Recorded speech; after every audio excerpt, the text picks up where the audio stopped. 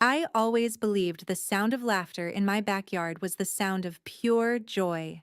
It was the music of my life, the score to decades of birthdays, holidays, and lazy summer afternoons. The high-pitched giggles of my son David as a child chasing a ball had softened over the years into the deeper, more infrequent chuckles of a man with his own life, his own family.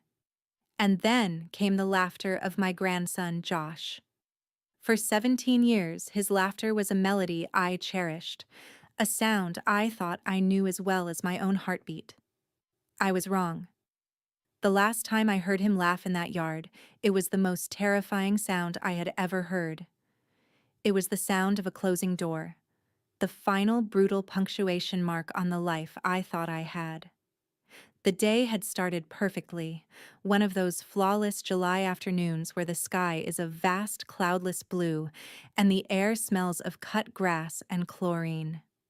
David, his wife Sarah, and Josh had come over for a barbecue, an event that had become a cherished, if increasingly rare, tradition. I had spent the morning baking his favorite lemon meringue pie, the sharp, sweet scent filling my kitchen, a kitchen that had seen 3 generations of my family at its table. I remember the feel of the flour on my hands, the familiar weight of the rolling pin. These small rituals were the anchors of my existence, the quiet affirmations of my role as a mother, a grandmother, a matriarch. The afternoon sun was warm on my skin as I sat by the edge of the pool, my feet dangling in the cool water. David was manning the grill. Sarah was scrolling through her phone under the shade of the large patio umbrella, and Josh was cannonballing into the deep end, splashing water everywhere with a youthful abandon that made me smile. "Careful, Josh," I'd called out, my voice gentle. "You'll get your grandmother all wet." He surfaced, slicking his dark hair back from his forehead, a smirk playing on his lips that I had always mistaken for playful mischief. "Come on in, Grandma," he'd said, his voice slick with a charm I was only just beginning to see as a coding for something else. "The water's great." I shook my head, smiling. "Oh no, you know I don't swim much anymore. These old bones prefer the sunshine." He swam closer, his movements sleek and predatory, like a shark approaching a buoy. I felt a flicker of unease, a tiny cold stone dropping into the warm pool of my contentment. It was a feeling I had become adept at ignoring over the years, a skill one learns for the sake of family peace. He propped his elbows on the concrete beside me. "Just a little push, then, to cool you off." I laughed. A real, genuine laugh. The idea was absurd. "Don't you dare, you little rascal." And then it happened. It wasn't a playful nudge. It was a firm, deliberate shove. My body, unprepared and unbalanced, tumbled forward. The world became a blur of blue and white, the sun a shattered star through the surface of the water. The shock of the cold was a physical blow, stealing the air from my lungs. My thin summer dress wrapped around my legs like a shroud, pulling me down. I flailed, my hands grasping at nothing. Panic, cold and absolute, seized me. My head broke the surface and I gasped for air, water filling my mouth. I'm not a strong swimmer. I never have been. At 72, a sudden violent immersion was more than a surprise. It was a genuine danger. My eyes, stinging with chlorine, found Josh. He was treading water a few feet away, his head thrown back. He was laughing. It was not the sound of joy. It was a high, cruel, cutting sound. My son, David, had turned from the grill, a spatula in his hand, and he was smiling. A tight, dismissive smile. Sarah looked up from her phone, a look of bored amusement on her face. "Don't act like a baby, Grandma," Josh shouted, his laughter echoing across the water. "You're barely in the deep end." I was coughing, choking, my heart hammering against my ribs like a trapped bird. I was drowning. Not in the literal sense, perhaps. The water was only just over my head, but I was drowning in the realization of what I was seeing.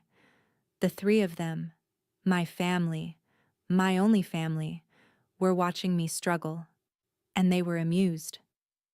It was in that moment, with the taste of chlorine and betrayal in my mouth, that the foundation of my world crumbled to dust. A neighbor, Mr. Henderson from 2 doors down, must have heard the splash and the shouting. His face, etched with genuine alarm, appeared over the fence. "Eleanor, are you all right?" It was his voice. A stranger's voice laced with concern that broke the spell. He was around the fence and at the pool's edge in seconds, extending a hand that I grasped with the last of my strength. He pulled me, sputtering and shaking, from the water. My family just watched. The silence that followed was more damning than the laughter. The ride home was a silent, dripping tableau of my humiliation. David drove my car, his knuckles white on the steering wheel, a muscle twitching in his jaw. Sarah sat in the passenger seat staring out the window, a portrait of performative annoyance. Josh was in the back, sullen and silent now that the joke had been interrupted by an outsider's concern. I sat beside him, wrapped in a towel Mr. Henderson had given me, the fabric warm and kind against my shivering skin. It felt like a borrowed piece of humanity in a car suddenly devoid of it. The silence wasn't peaceful. It was a thick, suffocating blanket of things unsaid, of truths revealed. I could feel the cold seeping from my wet clothes into my bones, a deep, invasive chill that had nothing to do with the water. It was the cold of isolation, the cold of seeing the people you love most in the world as they truly are, and knowing you are utterly alone. When we arrived at my house, the house I had shared with my late husband, Robert, for 40 years, the house where I had raised David, it felt alien. The cheerful yellow door seemed to mock me. David walked me to it, his hand on my elbow, a proprietary gesture, not a supportive one. "Look, Mom," he said, his voice low and tight. "Josh is sorry. He was just horsing around. Boys will be boys."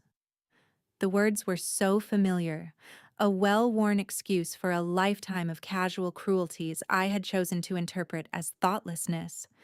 "He's 17, David," I said, my voice a hoarse whisper. "He is not a boy," and you laughed. His face hardened. The brief, flimsy mask of concern fell away, revealing the impatience beneath. "Oh, for heaven's sake, Mom, you're being dramatic. You were in the water for 10 seconds. Sarah thinks you're doing this for attention." I looked from my son's resentful face to the car, where Sarah was now pointedly examining her nails and Josh was staring at his phone, a landscape of complete and utter indifference. Attention. They thought I wanted attention. A wave of nausea washed over me. I pulled my elbow from his grasp, the simple movement feeling like an act of Herculean strength. "I need to go inside," I said.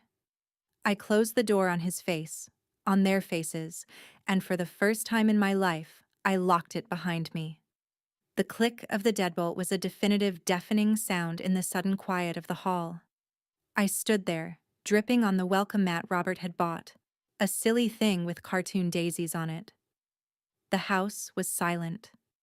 The scent of the lemon meringue pie still hung in the air, a sweet, cloying ghost of the happy family I had imagined just hours before. I walked through the rooms, my wet feet leaving dark prints on the polished hardwood floors. I looked at the photographs that lined the mantelpiece. David's graduation, his wedding to Sarah, Josh's first steps, his first lost tooth, his face beaming from a dozen school pictures. Each smiling face was a lie. Each happy memory was now tainted. A scene from a play where I was the only one who didn't know my lines, who didn't know the plot was a tragedy. I sank onto the edge of my bed, the patchwork quilt I had spent a winter stitching now feeling cold and unfamiliar beneath me. A great shuddering sob escaped my throat, a sound of such profound grief it felt like it was being torn from the very center of my being. It wasn't a cry of fear or physical pain. It was the sound of a heart breaking, not in a sudden, clean snap, but in a slow, grinding dissolution. The phone rang. I knew it was David, ready with more platitudes, more gaslighting, more attempts to smooth over the cracks in our crumbling facade. I let it ring until it went to voicemail. It rang again 10 minutes later. I let it ring, and again. Each ring was an assault, an insistence that I return to the role they had written for me. The doting, slightly dotty, and ultimately compliant matriarch. But the woman who had played that part had drowned in the pool that afternoon. The person who had been pulled from the water was someone else entirely. Someone cold and quiet and terribly, terribly clear-eyed. I spent the rest of the evening in silence, watching the light fade outside my window. The beautiful summer day had given way to a bruised purple twilight. I thought back, not just to that afternoon, but further. I sifted through my memories like an archaeologist dusting off bones, and the pieces started to fit together. The way Sarah's eyes would scan the room when she visited, not with affection for the memories it held, but with an appraiser's cold calculation. The way David would always steer conversations toward my finances, my health, my future plans, his concern always feeling more like an interrogation. The little loans that were never repaid. The expensive gifts they bought for themselves right after I'd given them money for a supposed emergency. These were not isolated incidents. They were a pattern, a slow, methodical campaign, of which the pool incident was not the beginning, but merely the most brazen and revealing chapter. I was not just a mother and a grandmother. I was a resource. A walking, talking bank account with a finite lifespan they were eagerly waiting to expire. The grief was still there, a heavy stone in my chest, but something else was beginning to form around it. It was hard and sharp and cold. It was resolve. The next 2 days were a cocoon of silence. The phone continued its intermittent, demanding rings, but I had come to see the sound not as a connection to my family, but as the rattling of a cage I had only just realized I was in. I ate toast and drank tea, the simple actions feeling monumental. I moved through my house, which had now transformed in my mind. It was no longer a home filled with love. It was an asset. My asset. This single, cold thought was a revelation. On the third morning, as a gentle rain pattered against the window panes, mirroring the quiet sorrow in my heart, I knew I could not stay in this state of passive grief. Grief was a fog, and I needed clarity. I needed a mirror, someone to reflect the truth of my situation back at me so I could be sure I wasn't, as Sarah had suggested, just being dramatic. I picked up the phone and dialed a number I knew by heart, the number of my oldest and dearest friend, Margaret. We had known each other for 50 years, since our sons were in kindergarten together. Margaret was a retired legal secretary, a woman with a spine of pure steel and a no-nonsense approach to life that I had always admired and occasionally been intimidated by. Her hello was as crisp and efficient as ever. "Margaret," I began, and my voice broke. I had to stop and clear my throat, mortified by my own fragility. "It's Eleanor." "Eleanor, I was just thinking of you. I haven't heard from you in a few days. Is everything all right?" Her immediate, unfeigned concern was a balm. I took a deep breath, and I told her everything. I told her about the beautiful day, the pie, the casual cruelty of Josh's words, the shove. I described the feeling of the water closing over my head and the sound of my family's laughter. As I spoke, the events replayed in my mind, but this time, filtered through the telling, they seemed even more stark, more unforgivable. I finished, and the line was silent for a moment. Not the empty, dismissive silence of my son, but a heavy, weighted silence. When Margaret finally spoke, her voice was low and vibrating with a fury that startled me. That little monster, she said, the words sharp as broken glass. And David and Sarah just watched? They watched you struggle? They laughed, I whispered, the admission still shaming me. Eleanor. Margaret's voice was firm, pulling me from the mire of my own humiliation. Listen to me very carefully. You are not crazy. You are not overreacting. What they did was not a joke. It was vile. It was elder abuse, is what it is. And you need to do something about it. Elder abuse. The term landed with the force of a physical blow. I had thought of it as betrayal, as cruelty, as a profound lack of love. But Margaret's stark legalistic terms stripped it of all emotional ambiguity. It was a crime. What can I do? I asked, feeling helpless. They're my family. They stopped being your family when they laughed at the thought of you drowning, she countered, her voice mercilessly practical. First things first. You need to look at your paperwork. All of it. Your will, your bank accounts, your power of attorney if you have one. Where do you keep it all? David. David helps me with it, I admitted, the words tasting like ash. He says I get confused by all the numbers. Of course he does, Margaret scoffed. Eleanor, where is it? I directed my mind's eye to the study, to the old oak desk where Robert used to work. David had organized it for me last year. He had a specific filing cabinet drawer for what he called Mom's important stuff. After I hung up with Margaret, her words echoing in my ears, I walked into the study. The room smelled of old paper and leather. I pulled open the drawer. It was neat, too neat. Manila folders with Sarah's precise cursive labels. Utilities, taxes, insurance. But the folder labeled bank statements felt thin. I pulled it out. It only contained the statements for the last 3 months. Where were the rest? I started to search, a cold dread creeping up my spine. I looked in places David wouldn't think to organize. In a dusty box in Robert's closet under a pile of his old sweaters, I found a different folder. It wasn't one of Sarah's. It was a plain, unmarked accordion file. My hands trembled as I opened it. Inside wasn't old paperwork. It was new. It was a stack of glossy brochures. My blood ran cold as I read the title on the top one, Silver Creek Meadows, Premier Assisted Living and Memory Care. I flipped through the pages, pictures of smiling, silver-haired residents playing bingo, of sterile-looking rooms with single beds and emergency pull cords. Tucked into the back of the brochure was a single sheet of paper with handwritten notes. I recognized Sarah's elegant script immediately. Private room versus semi-private, cost difference, medication management fee, asset liquidation strategy for entry fee, and at the bottom, underlined twice. Timeline? When to bring up POA with E. E. Eleanor. POA. Power of attorney. They weren't just waiting for me to die.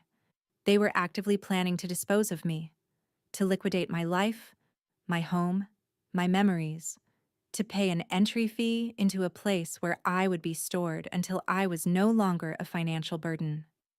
The pool wasn't just a moment of cruelty, it was a test. They were testing the waters, literally and figuratively, to see how frail I was, how easily I could be managed, how close I was to being ready for a place like Silver Creek Meadows. My breath hitched. I dropped the brochure as if it were on fire. The polite, smiling faces of the residents seemed to mock me from the floor. This was the mystery reveal. The moment the last vestiges of my denial burned away, leaving behind the hard, unvarnished truth. My grief was now eclipsed by a cold, brilliant rage.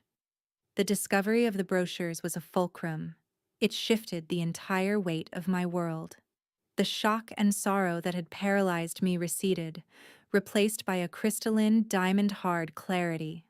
The fog had lifted, and the landscape it revealed was hostile. But at least I could see the enemy clearly. They saw me as a problem to be managed, a set of assets to be liquidated. Very well. I would show them just how well I could manage my own assets. The next morning, I did not call Margaret. I did not sit and ruminate. I dressed in my best clothes, the charcoal gray suit I had worn to Robert's funeral, a silent armor of dignity and grief. I bypassed my usual bank, the friendly local branch where the tellers all knew David, and asked after him.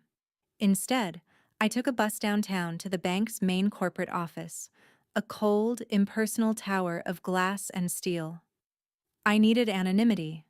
I needed professionalism, not folksy charm that could be twisted into a report back to my son. I requested a meeting with a senior account manager, and I was ushered into a quiet, glass-walled office. A woman in her 40s with sharp eyes and a sharper suit named Ms. Albright introduced herself. I explained in a calm, measured voice that I did not recognize as my own, that I had some concerns about unauthorized activity on my accounts, and that I needed to see a complete history for the last 5 years.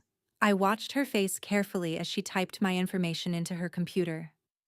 I expected skepticism, perhaps a hint of the condescending, "Are you sure, dear?" tone I had grown so used to from my family. But Ms. Albright's expression remained neutral, then tightened with professional concern as she scrolled through screen after screen. She turned the monitor toward me. "Mrs. Davies," she said, her voice even.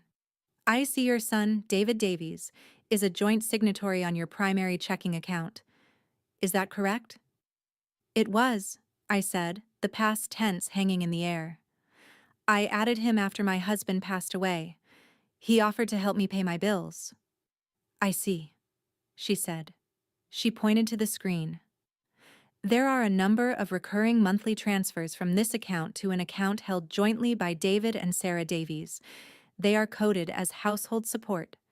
Did you authorize these?" I looked at the numbers. $500. Every month for the last 4 years. $24,000. "No," I said, my voice dangerously quiet. "No, I did not." She kept scrolling. There were other things. A litany of small betrayals made large by their sheer volume. Credit card payments for a card that wasn't mine. Large withdrawals from ATMs in neighborhoods I never visited, near golf courses and upscale shopping malls. A payment of several $1,000s to a luxury travel agency, dated 3 weeks after I had given David money for what he claimed was an emergency root canal for Josh. The numbers swam before my eyes, not a random collection of figures, but a detailed, irrefutable narrative of their greed.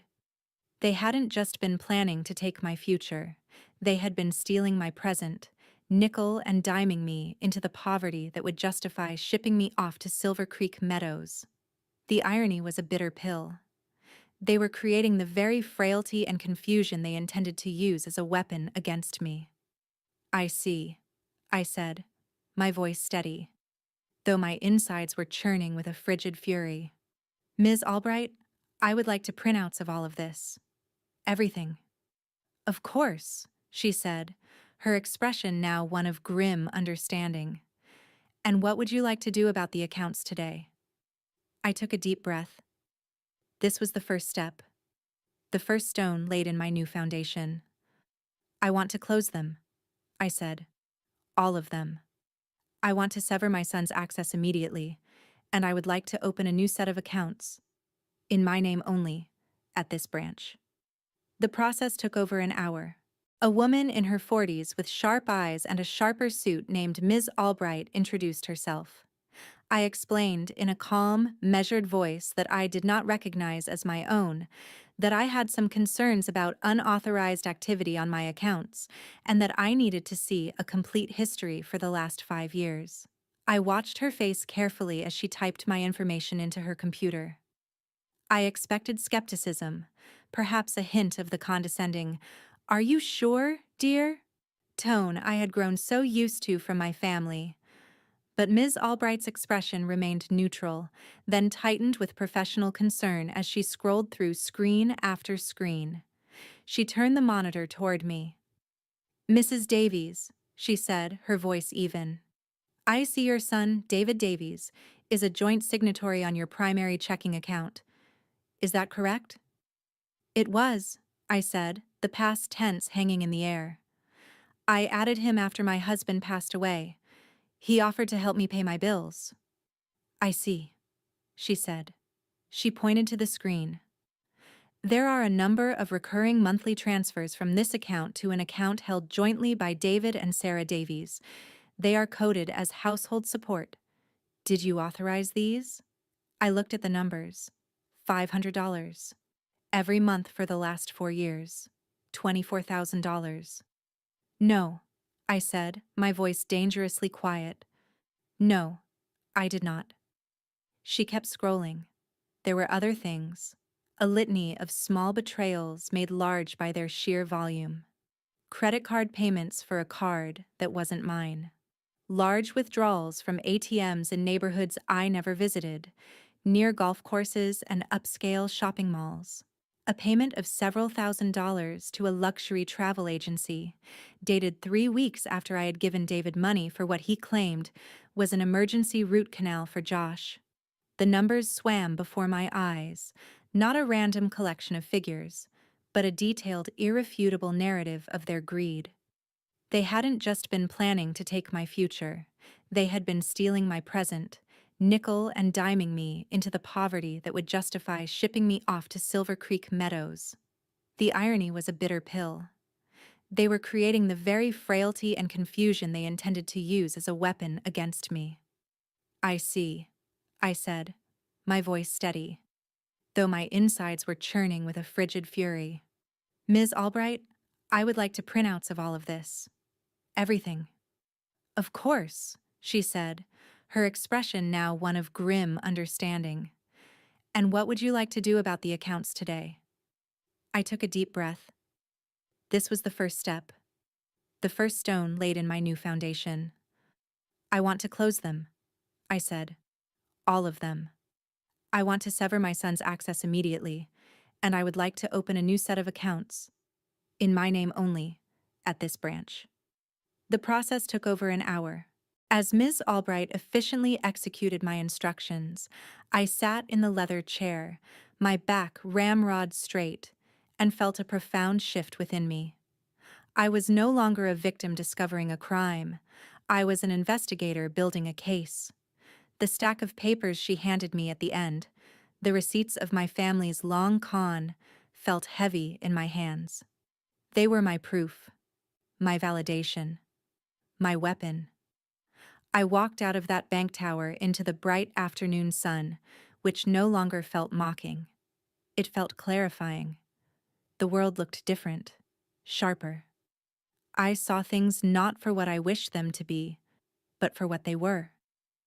I had the truth in a thick manila envelope, and with it, I had power. That evening, I did not hide from the ringing phone. When it rang, I answered. It was David. Mom? Where have you been? I've been trying to reach you. I went by the bank to pull out some cash for Josh's field trip, and they said the account was frozen. What's going on? His voice was a blend of confusion and irritation, the tone of a man whose ATM card has just been unexpectedly declined. Yes, David, I said, my voice as cool and smooth as the glass of water I was holding. I was at the bank today. I'm making some changes to my financial arrangements. There was a pause. I could almost hear the gears turning in his head, the confusion warring with a flicker of alarm. What kind of changes?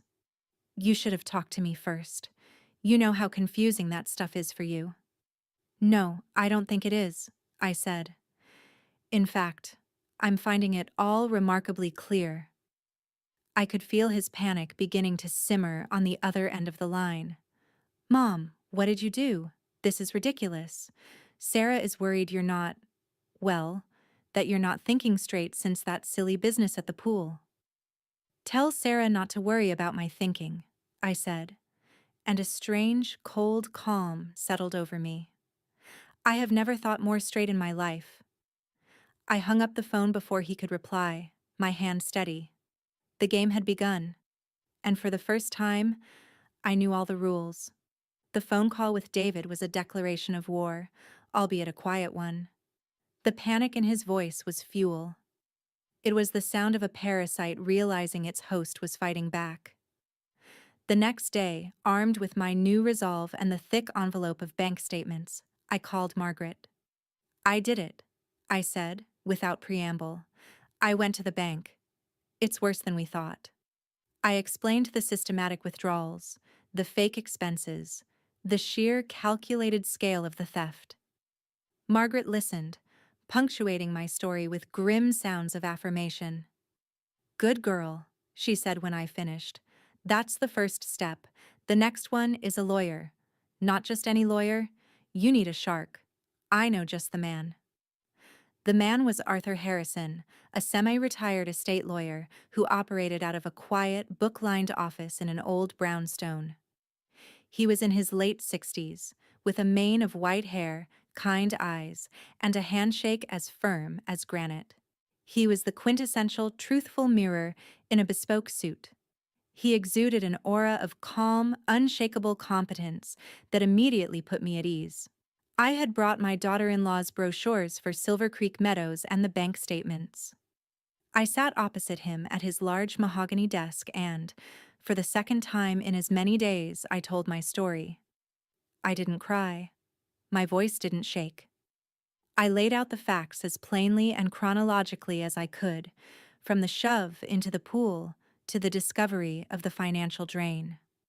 I placed the bank statements on his desk, followed by the brochures. He listened without interruption, his gaze never leaving my face. He steepled his fingers, his expression thoughtful, empathetic, but also professionally assessing. When I was done, he was silent for a long moment, reviewing the documents I'd brought. He picked up one of the bank statements, then the brochure with Sarah's notes. He placed them side by side. "Well, Mrs. Davies," he said, his voice a soothing baritone. "The narrative here is regrettably clear." He didn't question my interpretation. He didn't suggest I was misremembering or being emotional. He saw the facts for what they were and validated my reality completely. They have been systematically defrauding you under the guise of familial care, all while planning to remove you from your home as soon as your liquid assets were depleted to a point that you'd become a burden. The incident at the pool, I suspect that was an attempt to gauge your physical and mental fortitude. A very ugly, very cruel stress test. It was a relief so profound it felt like an exhalation I had been holding in for years. I wasn't crazy. I wasn't dramatic. I was a victim of a calculated, long-term fraud. "What are my options, Mr. Harrison?" I asked. "Legally, you could pursue criminal charges for fraud," he said, tapping the bank statements, "and you could certainly sue for the recovery of the stolen funds. However," he paused, looking at me with those discerning eyes, "litigation is a long, ugly, and public process. It can drag on for years, and it is emotionally draining. Given what you've told me, my question to you is this: what is your ultimate goal? Is it retribution, or is it peace?" I thought for a moment. Did I want to see David and Sarah in court? Did I want to subject myself to the he said, she said of a public trial? That was their kind of fight, loud, messy, and centered on them. My victory needed to be quiet, elegant, and absolute. "Peace," I said, the word feeling sacred on my tongue. "I want my life back. I want to be secure. I want them to have no power over me, ever again." Mr. Harrison nodded slowly, a small, approving smile touching his lips.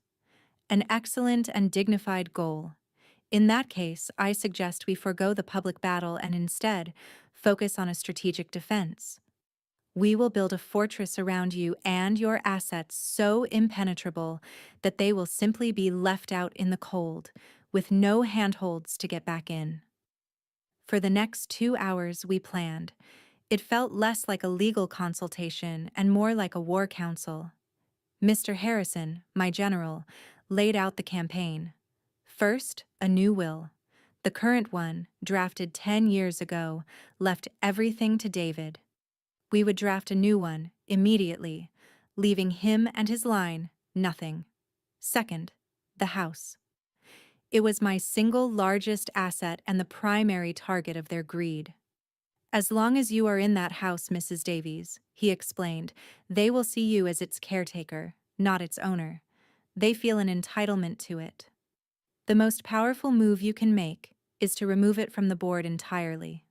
Sell it? I asked, the thought a sudden sharp pang. The house was my life, my history. Precisely, he said. Sell it. And use the proceeds to secure your future somewhere they cannot reach you, somewhere you can be happy. He outlined the rest of the plan, a new power of attorney document naming him and Margaret as my joint agents in case of emergency, formal letters of no contact to be drafted and held until the right moment, and the creation of a trust to protect my money.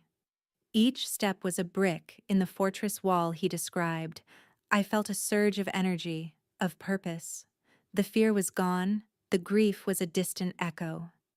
In its place was a quiet, humming excitement. This was my path forward. It was not a path of vengeance, but of reclamation. I was taking back my story, page by page, and writing a new ending for myself. As I left his office, he shook my hand again. "You are a very strong woman, Mrs. Davies," he said. "They have made a classic and fatal mistake. They underestimated you." The words resonated deep within me. He was right. Their arrogance, their belief in my weakness, would be the instrument of their downfall. The fight was far from over, but for the first time since that horrible afternoon, I felt like I was winning. The plan Mr. Harrison had laid out was my new scripture. I followed it with the devotion of a true believer. The first and most significant act of this quiet revolution was the selling of my house. The decision, which had felt so jarring in Mr. Harrison's office, solidified into a hard certainty in the days that followed. The house was no longer a sanctuary of memories. It was a museum of a lie. Every corner held a phantom of the family I thought I had, and I needed to be free of their ghosts. Mr. Harrison connected me with a discreet and efficient real estate agent, a woman named Carol who understood the delicate nature of the situation. She arrived not with a flashy sales pitch, but with a quiet competence that I appreciated. We walked through the house together, and she saw it not as a collection of rooms, but as a place that had been loved. "You have a beautiful home, Eleanor," she said gently. "It will find a good new family." The for sale sign was hammered into my front lawn on a Tuesday morning. The sharp, percussive sounds felt like punctuation marks on my old life. It was a bold, public statement, and I knew the fallout would be swift. It was. Less than an hour after the sign went up, my phone rang. It was David, and the carefully constructed calm he had attempted in our last call was gone, replaced by pure, unadulterated panic. "Mom, what in God's name is going on? I just drove past the house. There's a 'for sale' sign on the lawn. Is this some kind of joke?" "No, David, it's not a joke," I said, my voice even. I was sitting at my kitchen table, a cup of chamomile tea in my hands, its warmth a small anchor of calm. "I'm selling the house." "You're what?" "You can't. That's our family home. That's my inheritance. That's Josh's inheritance." The word inheritance hung in the air between us, naked and ugly. He'd finally said the quiet part out loud. There was no pretense of concern for my well-being, only for the asset he was about to lose. "It is my house, David," I said, my voice hardening slightly. "Bought and paid for by your father and me. My name is the only one on the deed, and I have decided to sell it." "But why?" "Where will you go? You have to talk to me about this. We're your family." "My family," I repeated the word, letting it lie flat and dead between us. "Is it my family who is concerned? Or my financial managers?" There was a sputtering on the other end of the line. What are you talking about? Mom, you're not making any sense. You're clearly not well. Sarah and I are coming over right now. We need to sort this out. No, I said, the single word a steel door slamming shut. You will not be coming over.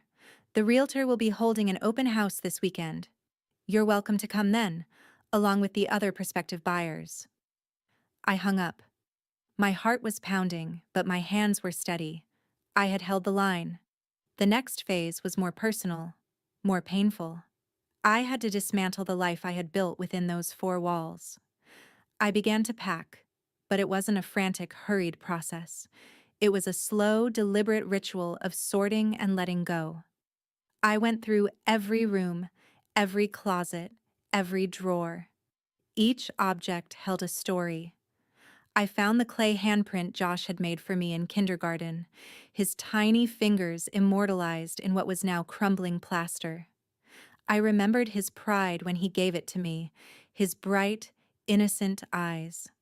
I compared that memory to the cold, mocking eyes I had seen across the surface of the pool. With a deep, cleansing breath, I wrapped the handprint in newspaper and placed it in a box labeled discard. I packed the photo albums, not for display in my new life, but as evidence, a historical record of the people they used to be, or the people I had pretended they were. I went through my clothes, my books, Robert's old things. I created 3 piles: keep, donate, discard. The keep pile was surprisingly small, containing only the things that were truly mine, untainted by the family lie. The quilt from my bed, the one my own mother had made, my collection of poetry books, the small chipped teacup Robert had always used for his morning tea.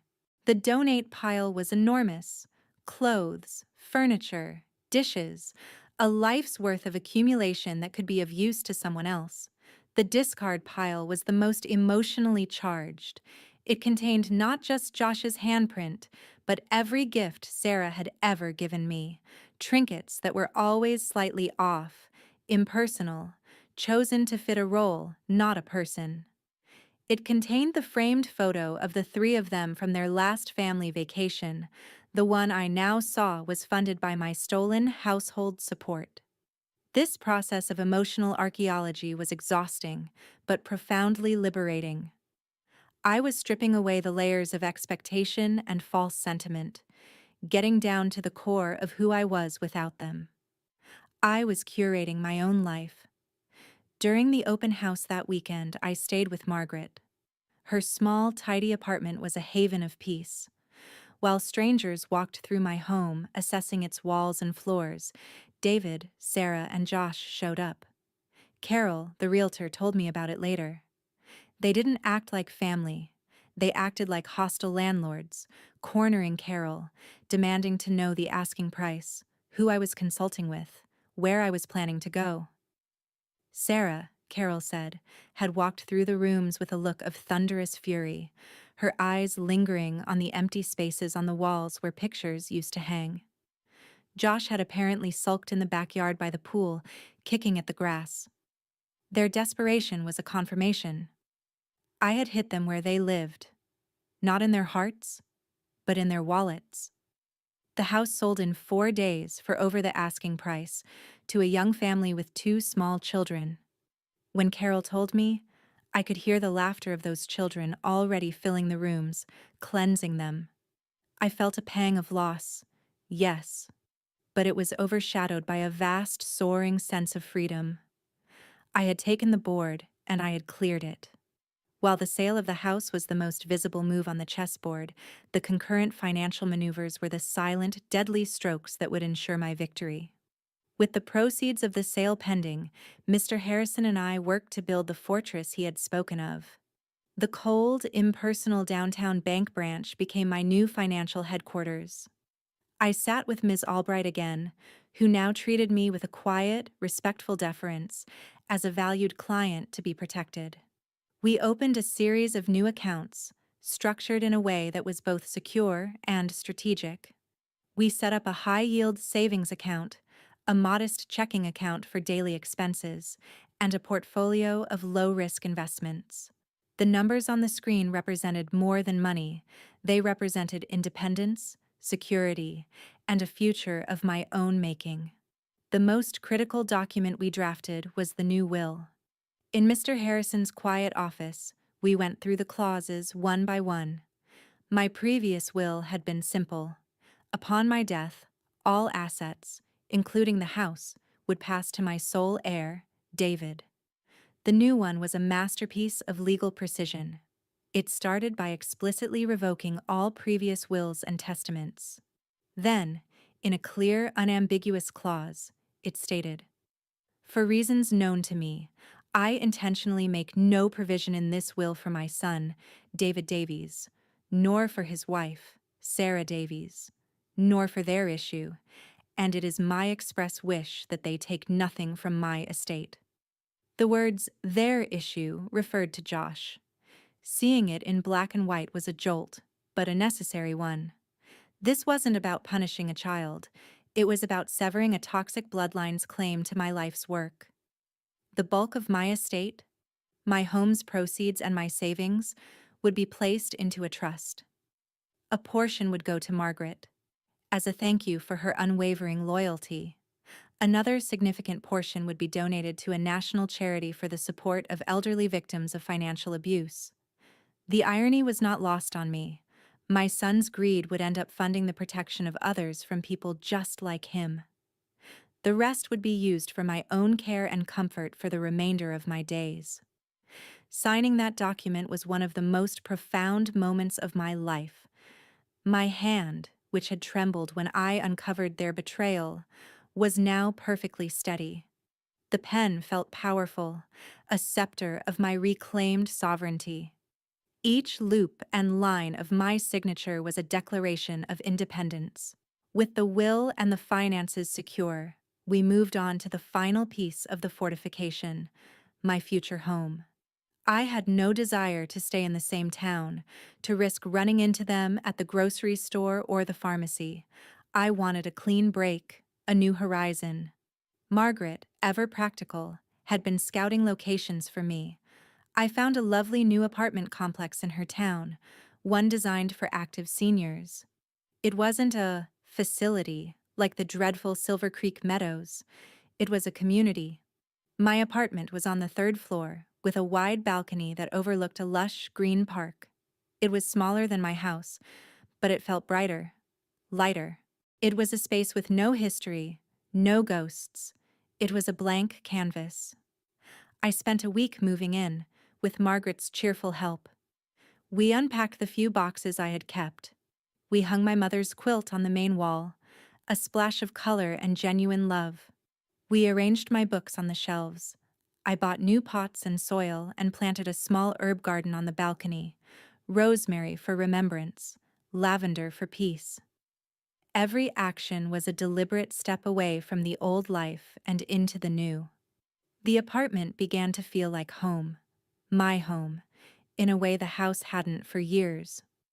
One afternoon, while I was arranging my little teacup collection in a new kitchen cabinet, my phone buzzed with a text from an unknown number. "We need to talk. This has gone on long enough. We are your family." It was from Sarah. They had found a new way to try and breach the walls. I looked at the message, at the desperate, demanding tone. I felt nothing. No fear, no anger, not even a flicker of the old, sad obligation. I simply deleted the message without a reply, and then I blocked the number. I looked around my new sun-drenched living room. The air smelled of fresh paint and lavender. Outside, I could hear the distant, happy sounds of children playing in the park.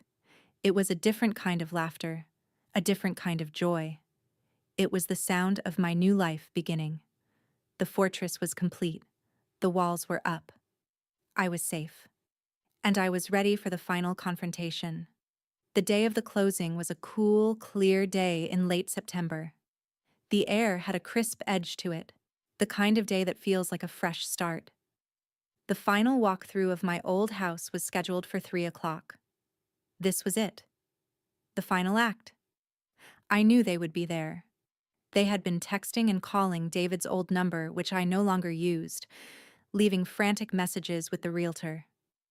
Their panic had escalated to a fever pitch. They knew they were losing something, but I don't think they yet understood the full scope of what was already gone. I asked Mr. Harrison to accompany me, not as a lawyer in that moment, but as a silent, supportive presence. A witness. He agreed without hesitation. We arrived a few minutes early. The house was completely empty. The rooms echoed with our footsteps. Sunlight streamed through the bare windows, illuminating dust motes dancing in the air. The space felt vast and impersonal, scrubbed clean of my existence. It was no longer my home. It was a property, a shell. This emotional distance gave me strength. They arrived exactly at 3. David drove, pulling his oversized SUV into the driveway with an aggressive jerk. He got out, followed by Sarah, and then Josh, who unfolded himself from the back seat with a sullen reluctance. They looked different, diminished. The smug entitlement had been replaced by a haggard, anxious energy.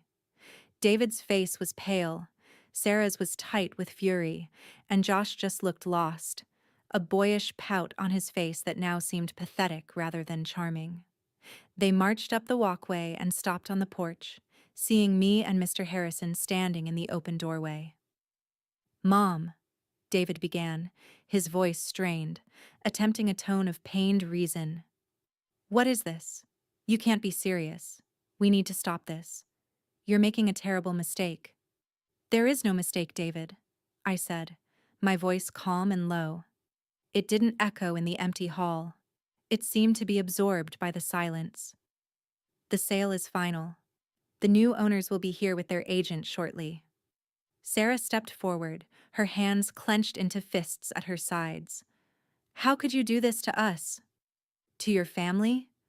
After everything we've done for you? This house is part of our legacy."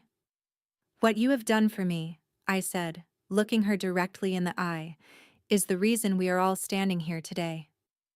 I saw a flicker of genuine confusion, mixed with fear, in her eyes. They still believed their own narrative, that they were the dutiful family managing a difficult, aging parent. They hadn't yet conceived of the idea that I saw the truth. "I don't know what you're talking about," David blustered. "You've been listening to that Margaret woman. She's putting ideas in your head. You're not thinking clearly, Mom." This was the moment, the final, quiet move. I didn't raise my voice. I didn't list my grievances. I simply turned to Mr. Harrison. He opened his briefcase and took out a thick, crisp envelope. He stepped forward and held it out to David. "Mr. Davies," he said, his voice polite but firm, "your mother has asked me to give you this.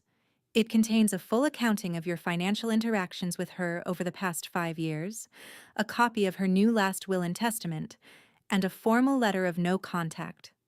I suggest you read it all very carefully." David stared at the envelope as if it were a snake. He hesitated, then snatched it from Mr. Harrison's hand. He ripped it open, his movements jerky. Sarah and Josh crowded behind him, peering over his shoulder. The masks were gone. All that remained were 3 strangers, stripped of their pretense, revealed in the stark, unforgiving light of their own avarice. Sarah was the first to break, a choked sob escaping her lips. It was not a sound of remorse, but of defeat. The future she had so carefully planned, built on my liquidation, had just evaporated. David stared at me, his mouth opening and closing silently, like a fish gasping for air. The smug, condescending sun was gone, replaced by a hollowed-out man staring at the ruins of his own creation. He had gambled on my weakness and lost everything. I looked at them one last time, not with hatred, but with a profound and desolate pity.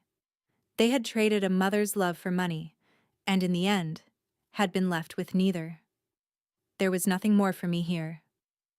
I turned, without another word, and walked out of the open doorway, into the crisp September air. Mr. Harrison followed, closing the front door behind us with a quiet, definitive click. The sound was a full stop, an end. We didn't look back. As we walked to his car, another car pulled up to the curb.